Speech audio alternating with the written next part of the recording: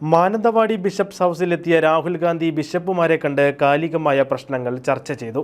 മാനന്തവാടി രൂപത അധ്യക്ഷൻ മാർ ജോസ് പൊരുന്നേടം, രൂപതാ സഹായമെത്രാൻ മാർ അലക്സ് താരാമംഗലം, ബിഷപ്പ് ഡോക്ടർ വർഗീസ് ചക്കാലക്കൽ എന്നിവരോടൊപ്പം പ്രതിപക്ഷ നേതാവ് V D Satheesan, AICC general secretary KC Venugopal, MLA മാരായ IC ബാലകൃഷ്ണൻ, T സിദ്ദിഖ് തുടങ്ങിയവരും പങ്കെടുത്തു. വയനാട്ടിലെ വിവിധ പ്രശ്നങ്ങൾ പരിഹരിക്കണമെന്നാവശ്യപ്പെട്ടുകൊണ്ടുള്ള നിവേദനം മാർ ജോസ് പൊരുന്നേടം രാഹുൽ ഗാന്ധിക്ക് കൈമാറി.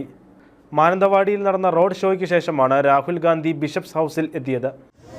While farmers are suffering, the BJP government in India has brought 3 farm laws that were designed to take away the produce, the wealth of the farmers.